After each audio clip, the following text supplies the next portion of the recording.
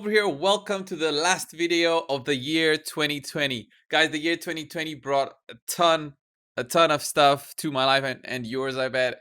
Like it turned everything upside down this year. It was crazy in terms of me doing content for myself personally, growing this channel, but also, in general, the whole corona thing. You guys went into 2020 for sure, like I did. I didn't expect all this to happen during this year. We're currently locked down here in Cyprus. We can't get out of our house to celebrate New Year's, and we can't go really to our families to also celebrate the New Year's. It's crazy. So yeah, we're staying home today, celebrating at home, and hopefully 2021 is gonna just be totally different, and everything is just forgotten, and 2020 is a memory. Saying that intro, thanks a lot guys for watching all my videos this year. I appreciate you guys and thank you for the support. Let's hope 2021 is just 10 times better. So getting into this video, you guys know what this video is going to be about. If you're looking at that thumbnail, you looked at that thumbnail, you went into the video and said, okay, did Cold Brew get his Sir Nick? Let's see guys, we click the tournaments right here, the tournaments tab, because there's many tournaments going on. And we open the champion training tournament that just finished a couple of hours ago.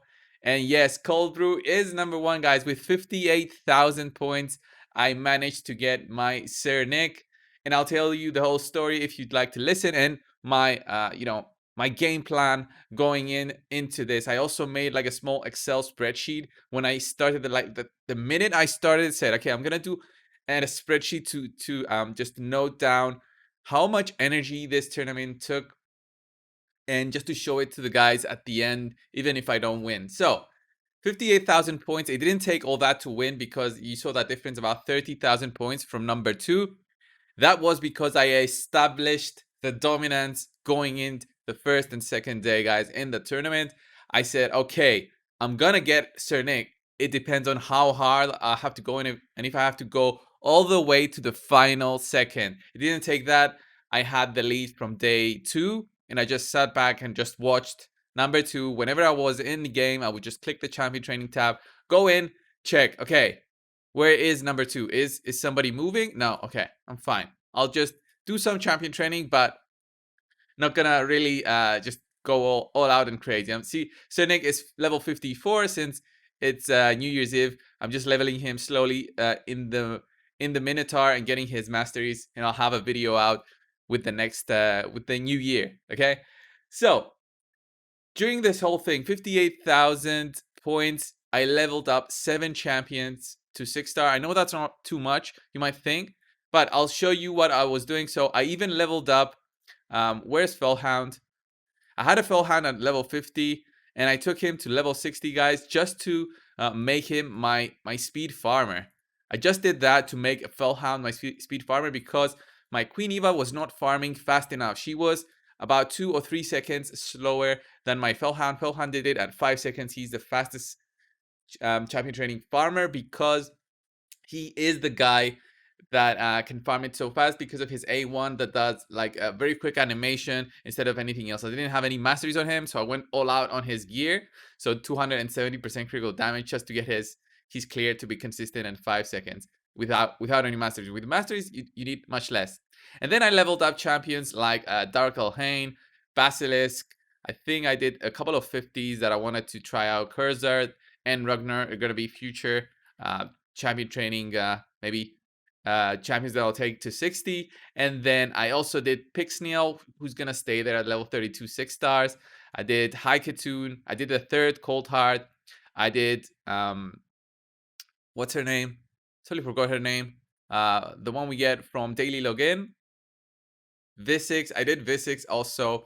And what I did, guys, is I was leveling up level 1s to level 7, just taking them for one run into stage 12 free of Brutal. I was doing 12 free of Brutal, taking them through one run there, and just getting the points from that. You get 18 points from one run in there. The same thing with 2 stars. If you do one run with them, you get 18 points. But for 3 stars, you need to take them two runs in order to get the maximum benefit. I did this because the energy to points efficiency is above of just feeding them without taking them through a run in there. So stage 12.3 is what I was doing, guys, because I would get the most amount of silver. I also wanted the silver factor in there, and 12.6 didn't seem like a huge difference to me in the, you know, the at the end of the day. It didn't seem such a huge difference, but the silver, I wanted to get a ton of silver. I started with about 51 million silver. Let me show you guys. So guys, this was the Excel document that I made. I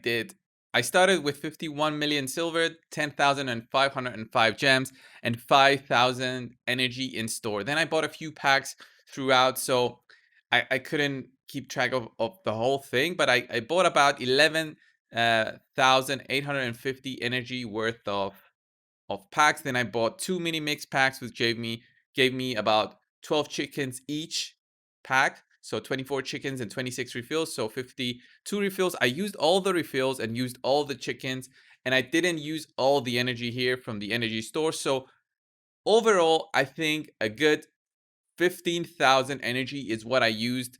And then I gained about 50 million silver throughout the whole thing, just selling those shields over and over and over again. Selling those shields, I gained about 50 million silver, maybe 45. Then the other was just the silver from the packs that I gained. I think this experience is just insane because I consider myself lucky being in a group that I could scare number 2 to just stop fighting. Because I'll tell you the story of how this went, guys. From day one, number 2 had about 12,000 points. I started the day I was working during that time, so I couldn't really go all out, if I remember correctly. No, it started on a Saturday. I wasn't working, but I had other stuff going. And then I went in there with a game plan. I had about 6,000 points. Went in there, so that number 2 had 12,000 points. And what I did is I didn't stop grinding until I had double his points by the end of the day. Going in next day, number 2, I don't know, he started gaining some points. He went to 15,000 points, and that was when I really went all out. And from him being at 15,000 and me being at 25 or so thousand, I went to 38,000, and then it just kept gaining and gaining by the end of day 2 and the beginning of day 3, I had a good 48 or so thousand points.